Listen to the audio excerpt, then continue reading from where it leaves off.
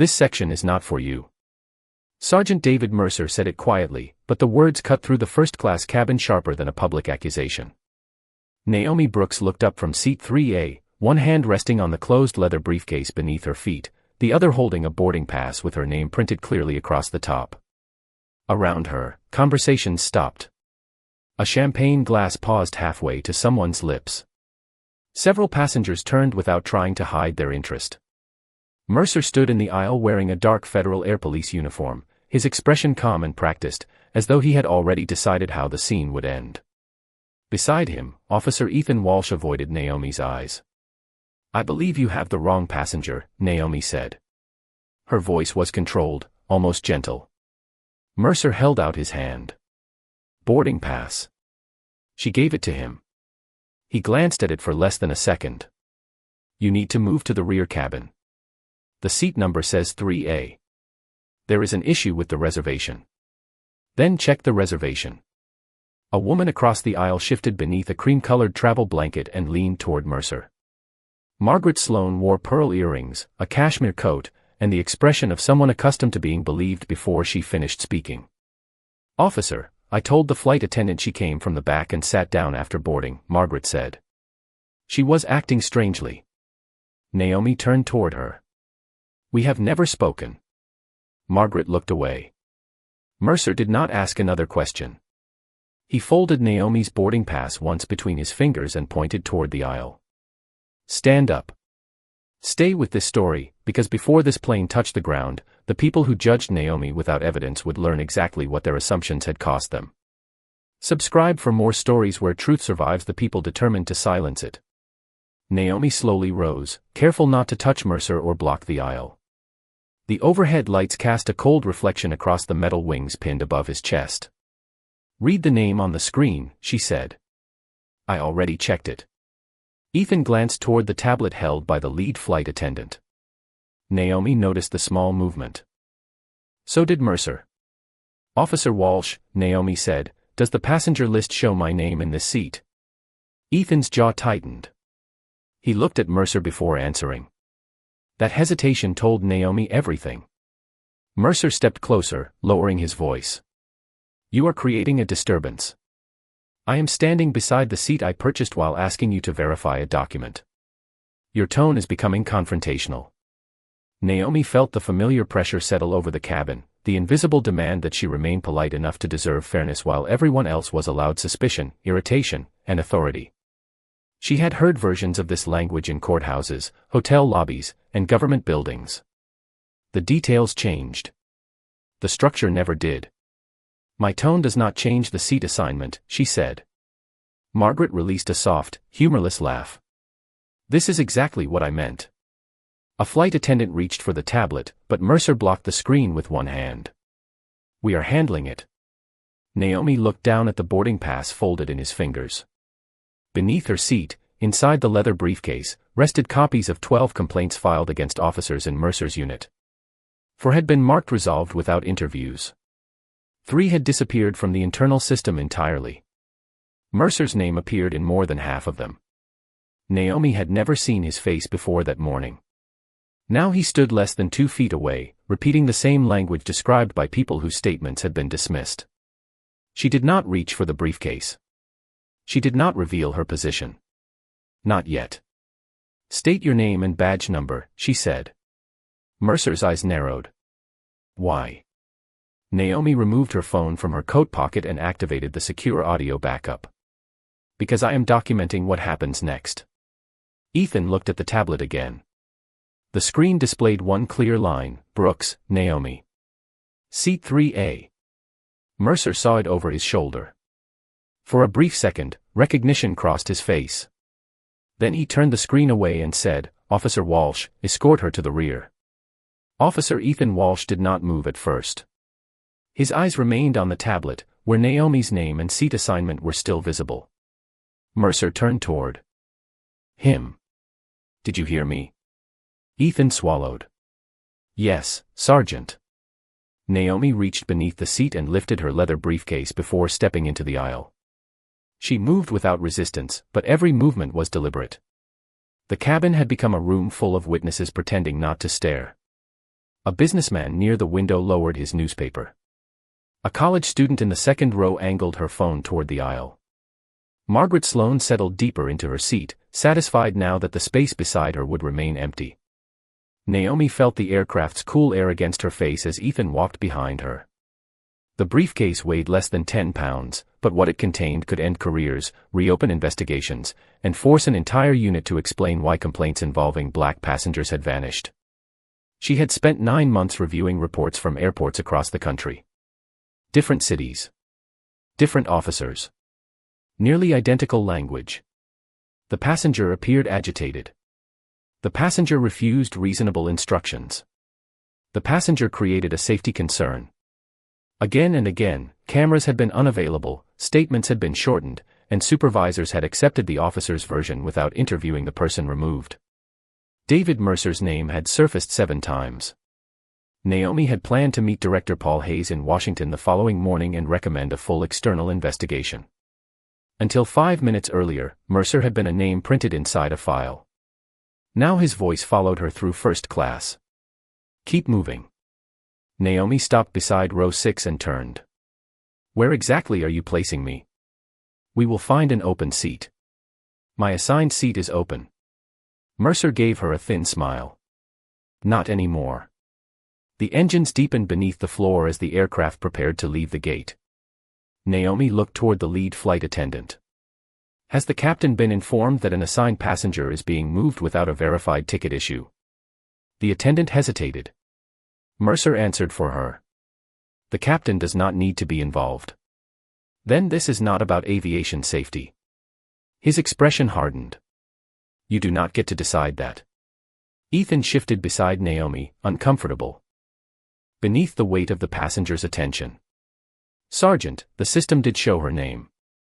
Mercer looked at him slowly. "The system also showed a duplicate reservation." "I did not see a duplicate," Ethan said. Silence spread through the rows behind them. Naomi watched Mercer's face. He was not surprised by the correction. He was irritated that Ethan had said it aloud. "Check again," Mercer ordered. Ethan raised the tablet. The screen had changed. Naomi's seat now displayed a yellow service notice, but the time stamp in the corner showed it had been added less than a minute earlier. Ethan noticed. His thumb hovered over the entry. This note was just created. Mercer stepped closer and lowered his voice.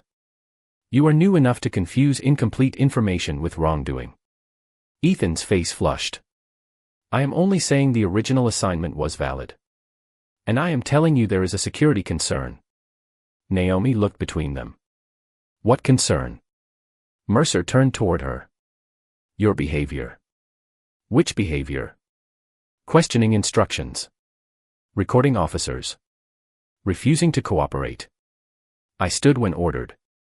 I moved when ordered. I asked you to verify my seat." Mercer's jaw tightened. "You are proving my point." Naomi opened her phone and checked the cloud recording indicator. Still active. Every word had been preserved beyond the device in her hand. She read the time aloud, then the flight number, the aircraft gate, Mercer's name, and Ethan's name. Mercer reached toward the phone but stopped short of touching it. "Turn that off." "No, you are not permitted to record a security procedure." "Then identify the policy." He did not. Instead, he pointed toward an empty middle seat near the rear galley. "Sit there until landing." Naomi looked at the narrow seat, then back toward first class. Margaret had already placed her purse on the empty space beside her. The message was unmistakable. Naomi walked to the rear and sat, keeping the briefcase across her knees. Ethan remained in the aisle. Mercer leaned toward him and spoke too softly for the passengers to hear, but Naomi's phone captured enough. Right that she became verbally aggressive. Ethan looked at Naomi, then at the tablet in his hand. She did not. Mercer's voice dropped lower. "Write the report, officer." Ethan stood motionless as the cabin door closed, and Naomi saw the exact moment he understood that this was no longer a misunderstanding. The aircraft began to move away from the gate, and the low vibration beneath Naomi's feet made the cabin feel smaller. She sat near the rear galley with the leather briefcase across her knees, listening as the safety announcement played over the speakers. Around her, passengers adjusted their seat belts, lowered window shades, and returned to conversations that now sounded forced.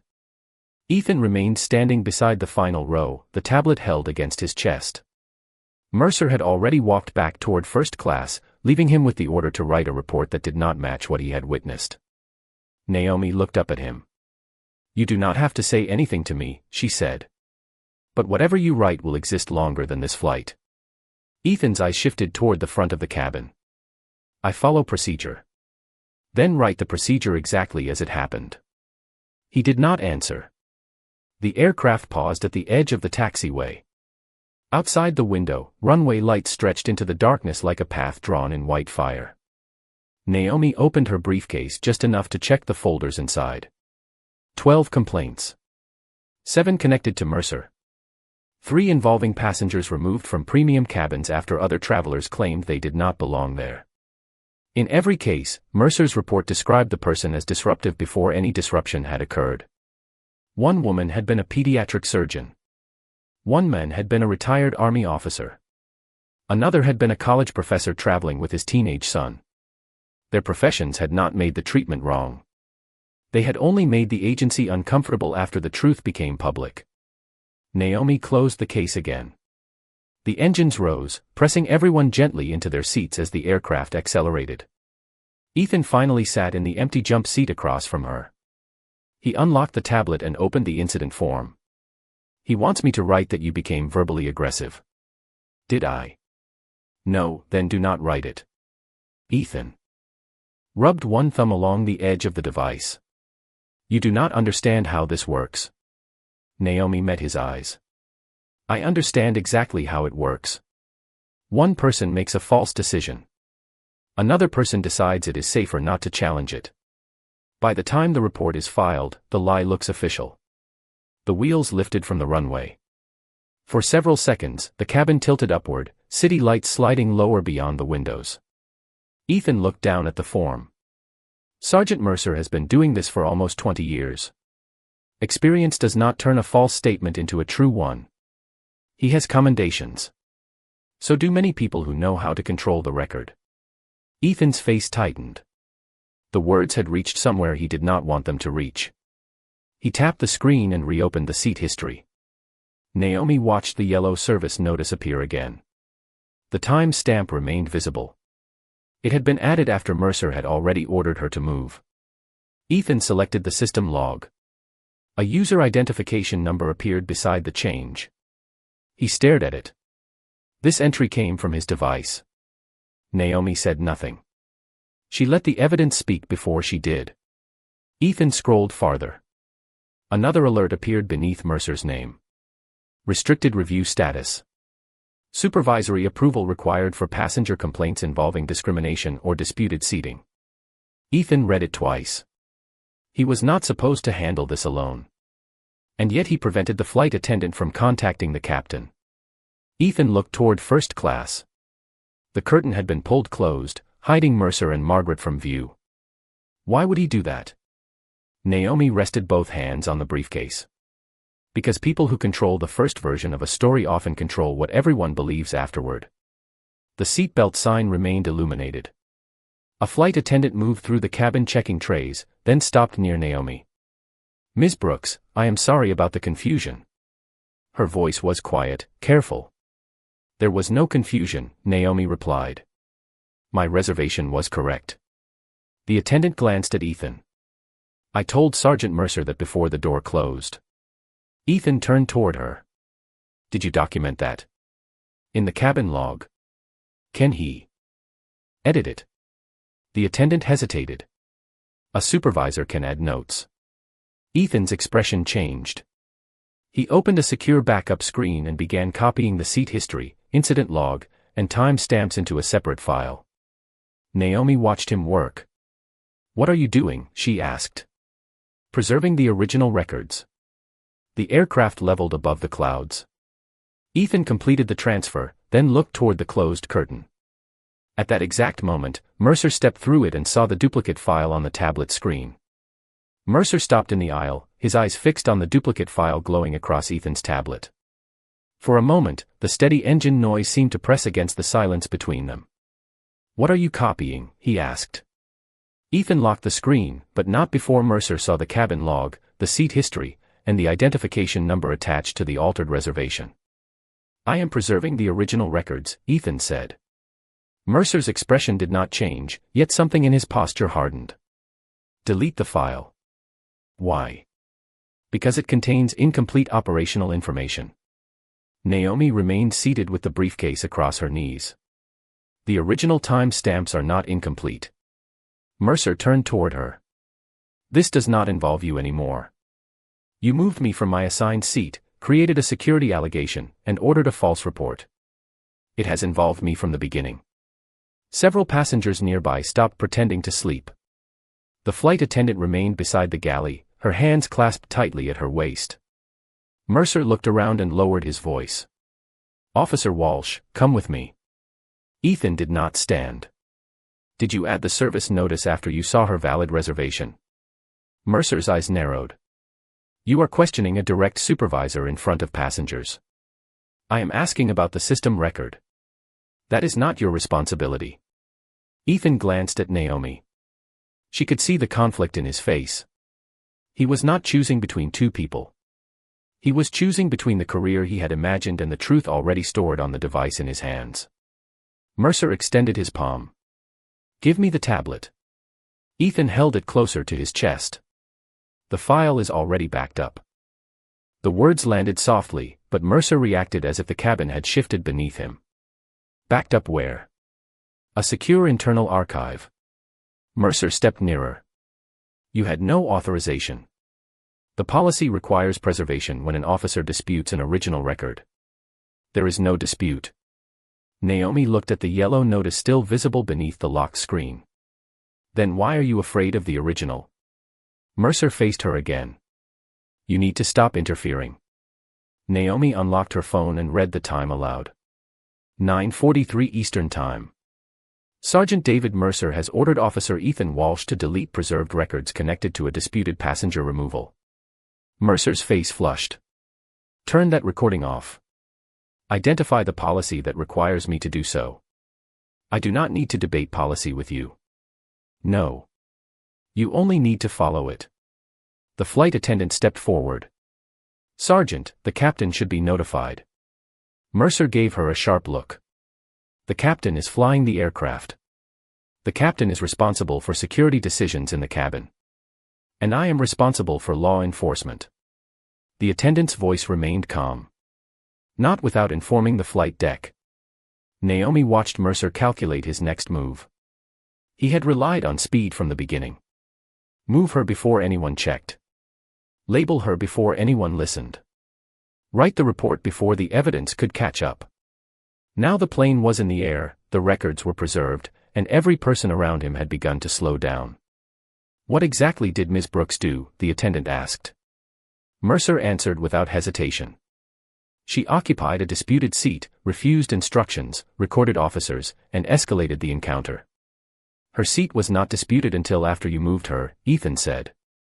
Mercer turned on him. "You were present for 5 minutes. I have handled situations like this for 20 years. That is what concerns me." The sentence surprised even Ethan. His fingers tightened around the tablet, but he did not look away. Mercer's voice dropped. "Be very careful." Naomi felt the old machinery of intimidation reveal itself in plain sight. No raised voice. No explicit threat. Just the promise that obedience would be rewarded and honesty would cost something. She opened her briefcase. Mercer looked down immediately. Inside were labeled folders, official seals, and a document marked Department of Justice Independent Review. Naomi did not remove it. She only let him see enough to understand that the woman he had dismissed carried information he could not control. His eyes moved across the top folder and stopped at his own name. For the first time since entering the cabin, David Mercer looked uncertain. "Who are you?" he asked. Naomi closed the briefcase. "My job is irrelevant to whether you follow the law." Ethan lowered his eyes to the tablet and opened Mercer's internal profile. A red notice appeared across the screen: supervisory restriction active, civil rights complaint handling prohibited without approval. He looked up slowly.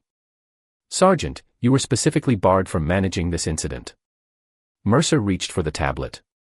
Ethan pulled it back. The flight attendant pressed the call button to the cockpit. A soft chime sounded overhead. Then Mercer's body camera indicator went dark. The small red light on Mercer's body camera disappeared, and Ethan saw it happen. So did Naomi. The flight attendant's hand remained near the cockpit call button as the cabin settled into a tense, artificial quiet. Mercer glanced down at the camera clip to his uniform, then covered it with one hand as though the movement had been accidental. Battery issue, he said. Ethan unlocked the tablet and checked the device status. Your battery is at 82%. Mercer looked at him slowly. Stop monitoring my equipment. The camera was active 30 seconds ago. I turned it off because this conversation contains protected information. Naomi's voice stayed calm. There was no protected information until you saw your name inside my briefcase. Mercer's eyes returned to her. The uncertainty that had crossed his face was gone, replaced by calculation. You opened official documents in a passenger cabin. I opened my own property. Documents with my name on them. That seems to concern you more than moving a passenger without cause. Ethan selected the body camera log. The screen showed a manual deactivation command entered at 9:44 Eastern Time. He saved the entry beside the altered seat record. Mercer stepped toward him. You are done handling this incident. The captain has already been notified, the flight attendant said. A voice came through the cabin interphone asking her to report immediately. She lifted the handset and spoke quietly, keeping her eyes on Mercer. Naomi could not hear every word, but she heard enough: valid seat assignment, altered record, disputed removal, camera disabled. Mercer heard it too. Tell the captain the passenger remains non-compliant, he said. The flight attendant turned away from him and continued her report. Naomi watched the muscles along Mercer's jaw tighten. He needed the official version written before the truth reached anyone with authority over him. Officer Walsh, he said, complete the incident report now. State that Ms. Brooks attempted to intimidate personnel by displaying restricted government material. Ethan looked at Naomi's closed briefcase. She did not display anything. She opened the case while seated. Write the report. That would be false. Mercer's voice became softer. You are still on probation. The words carried farther than he intended. Two passengers nearby exchanged glances. A woman across the aisle raised her phone, no longer hiding that she was recording. Ethan's face lost color, but he held the tablet steady. Are you threatening my job because I will not change the facts? Mercer noticed the phone and turned toward the passenger. Put that device away. Why? She asked. Because you are interfering with law enforcement activity. I am sitting in my assigned seat. The answer moved through the cabin like a current. Mercer looked toward first class, where the curtain remained closed. For the first time, the passengers were no longer simply watching him. They were comparing his words to what they had already seen. Naomi read the time aloud again. 9:46 Eastern Time. Sergeant Mercer has ordered a probationary officer to enter a false statement after manually disabling his body camera. Enough, Mercer said. He reached toward Naomi's phone, then stopped when three more passengers lifted theirs. The cabin lights dimmed as the aircraft entered cruising altitude. Outside the windows, darkness stretched above a layer of silver clouds. The flight attendant returned the handset to its cradle. The captain has requested that both officers remain separated from Ms. Brooks until ground command is contacted. Mercer stared at her. The captain does not have authority over my investigation. The captain has authority over this aircraft. Ethan moved one step away from Mercer and sat in the jump seat across from Naomi. He opened a secure reporting portal and began attaching the preserved files. Mercer saw the destination line. Internal Professional Standards Division. Do not send that, he said. Ethan continued typing. The records need independent review. You have no idea what you are doing. I know the seat was valid. I know the service notice was added from your device. I know your camera was manually disabled. I know you ordered me to write something that did not happen. Ethan placed his thumb above the submission button. Mercer lowered his voice. Send that report, and your career is over. Naomi looked at Ethan. Some careers end because people tell the truth. Others end because they keep helping someone hide it. Ethan took one breath and submitted the file. A confirmation number appeared on the screen. Mercer's face went still. Then Naomi's phone vibrated against her palm. A secure message had arrived from Director Paul Hayes. It contained only 6 words: identity confirmed. Maintain position. Command is responding. Naomi read the message twice, then locked her phone and placed it face down on the briefcase. The cabin lights had dimmed to a soft amber, and most passengers were quiet now, not because the tension had passed, but because everyone sensed that something larger had begun moving beyond the walls of the aircraft.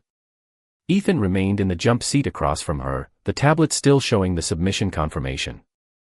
Mercer stood several feet away, one hand resting near his disabled body camera, his expression controlled but rigid.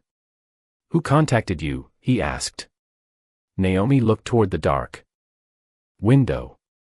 The aircraft was cruising above the clouds, and the scattered lights of towns far below appeared like faint sparks beneath black glass. Someone reviewing what Officer Walsh preserved.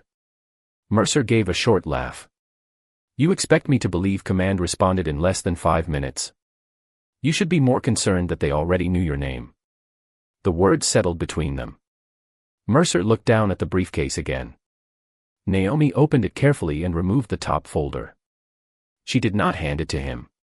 She rested it across her knees and studied the photograph clipped inside. David Mercer stood in an airport corridor beside 2 uniformed officers, his face captured from a security camera during an incident 18 months earlier. A black accountant named Leonard Price had been removed from a business-class lounge after another traveler claimed he had taken a laptop. The laptop was later found inside the traveler's own bag. Mercer's report said Leonard had become aggressive. The security footage had no sound, but it showed Leonard standing still with both hands visible while Mercer spoke inches from his face. The complaint had been closed in 3 days. Naomi turned to the next page. A nurse named Alicia Grant. A retired teacher named Calvin Moore. A college student named Darius Bell. Different airports, different flights, the same phrases repeated in Mercer's reports. Uncooperative. Confrontational. Possible threat. Naomi felt no satisfaction seeing his name on every page. Only the heavy clarity of a pattern proving itself again. Until that morning, she had expected to argue for a formal investigation using records, interviews, and statistical comparisons. She had never expected Mercer to demonstrate the behavior in front of her, inside a cabin full of witnesses, while a live recording preserved every word. Ethan watched her turn the pages. Those are complaints against him. They are complaints that were never properly investigated. Mercer stepped closer.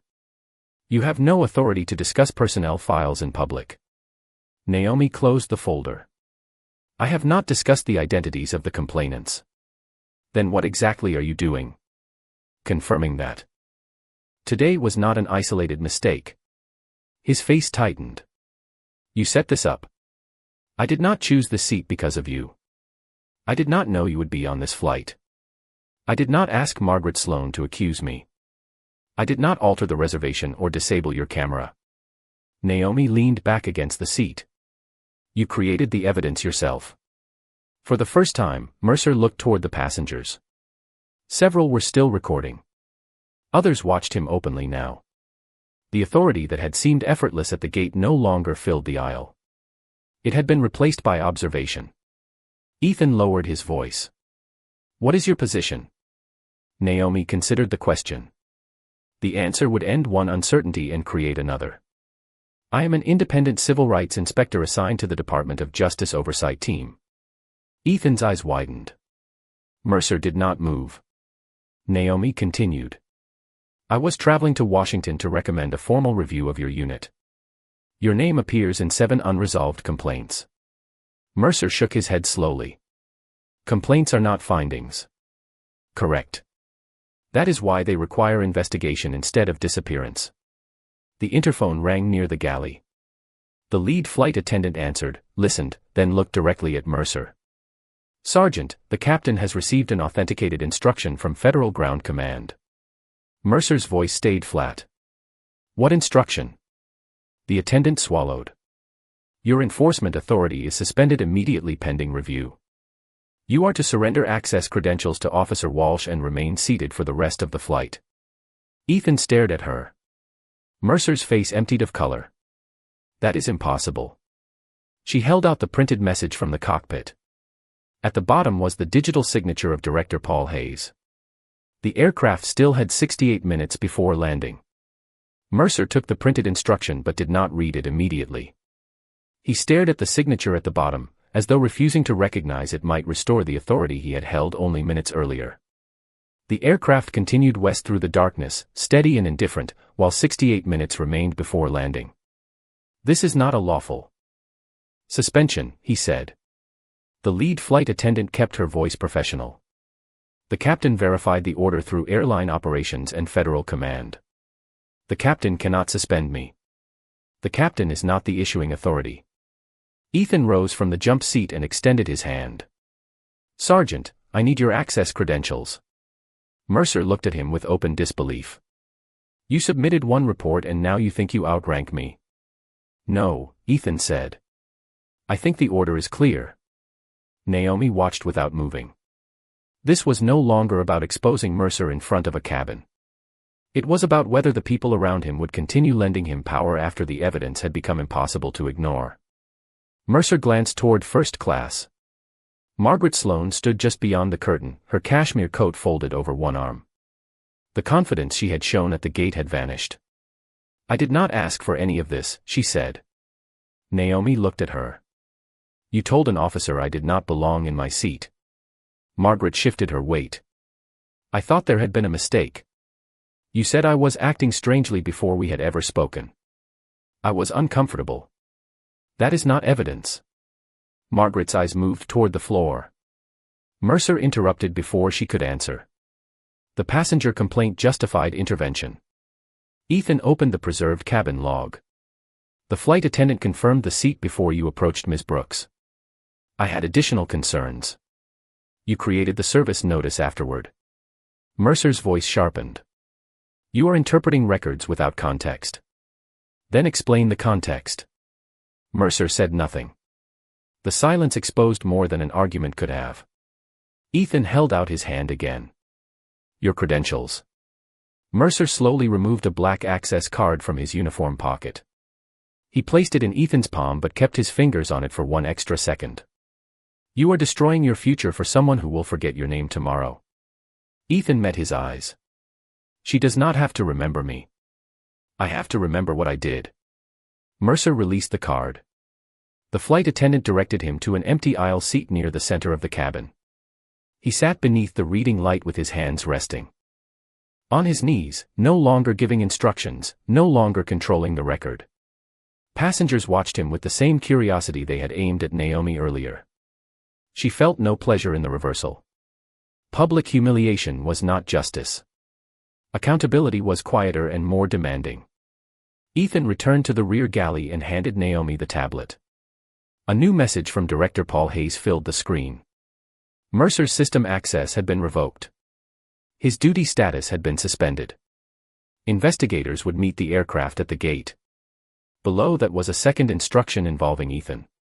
His credentials were also temporarily restricted pending review of his participation. Ethan read it without flinching. "I expected that." "You followed his order at first," Naomi said. "I know. You saw my name on the seat record and stayed silent." "I know that too."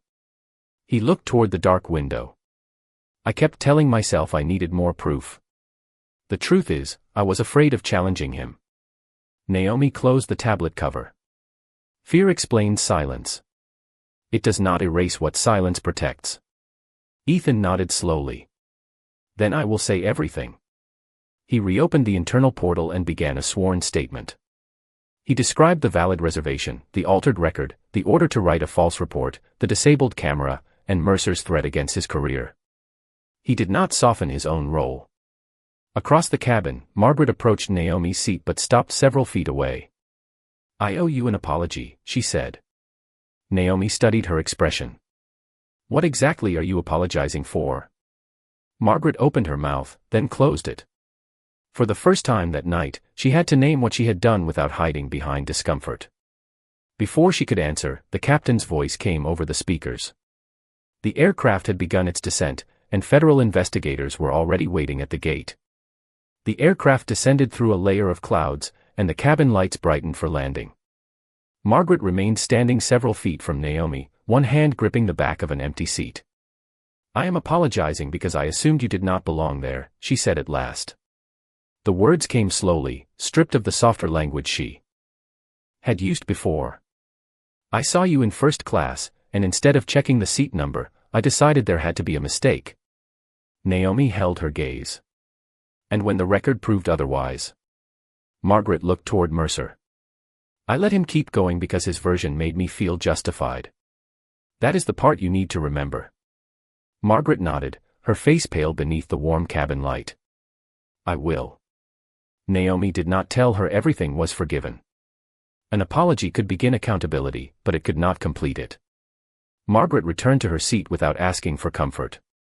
Across the aisle, Ethan continued writing his sworn statement. He included the moment he first saw Naomi's name on the passenger list. He wrote that he had remained silent. He included Mercer's instruction to create a false report and the threat that followed when he refused. Each sentence appeared on the screen without excuses. Mercer sat several rows ahead beneath the reading light, listening to the engines change pitch as the aircraft dropped lower. His shoulders remained straight, but the confidence had left his face. When he finally spoke, his voice barely carried beyond his row. I followed established procedure. Naomi turned toward him. Which procedure required you to ignore a valid reservation? Mercer looked back. I responded to a passenger complaint. Which procedure allowed you to create a service notice after removing me? The situation was developing. Which procedure told you to switch off your camera? Mercer's jaw tightened.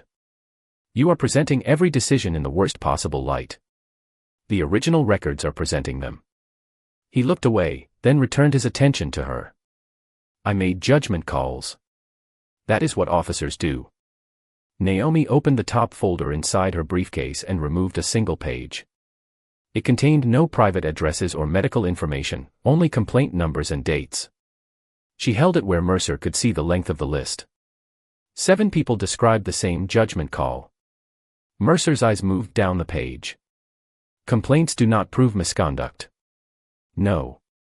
But complaints that disappear before interviews are completed prove a system refused to look. He stared at the page without reaching for it. Naomi continued, her voice low enough that the exchange remained between them and the witnesses closest by. You did not lose authority because I work for the Department of Justice. You lost it because you altered evidence, ordered a false statement, disabled your camera, and tried to silence the people who challenged you. Mercer's expression hardened. You think one flight defines 20 years of service? No. I think one flight revealed what 20 years of unexamined power can become. The landing gear lowered beneath them with a deep mechanical sound. Passengers straightened in their seats. Ethan finished his statement and signed it electronically. A notice appeared confirming that his testimony had been received by professional standards. His own temporary suspension remained active, but he did not ask Naomi to intervene. Whatever happens to me, he said, the statement stays. That is the first honest decision you have made tonight, Naomi replied. Ethan accepted the words without flinching. The runway appeared through the windows, bright lines approaching beneath the aircraft. Mercer looked at the access card now held by Ethan, then at the inactive camera on his chest. What happens when we land? He asked. Investigators will separate the witnesses, preserve the devices, and take statements, Naomi said. Your employment status will be decided after a formal review. So my career is not already over. Naomi closed the folder. Your access is revoked. Your authority is suspended. Whether your career survives depends on facts you can no longer edit. The wheels touched the runway with a firm jolt. A few passengers exhaled, but no one applauded. As the aircraft slowed, Mercer reached up and removed the metal insignia from his uniform. He held it in his palm for several seconds, seeing perhaps for the first time that authority was only borrowed. Then he placed it inside an empty envelope provided by the flight attendant and sealed it before the plane reached the gate. The aircraft door opened to a quiet gate washed in early morning light. No one stood immediately. Through the windows, Naomi could see 3 federal investigators waiting beside the jet bridge, their identification already visible. A representative from Professional Standards stood with them, holding 2 sealed evidence bags and a tablet prepared for witness statements. Mercer remained seated with the envelope containing his insignia resting on his knees. Ethan held the access card he had been ordered to surrender, along with the tablet containing the original records.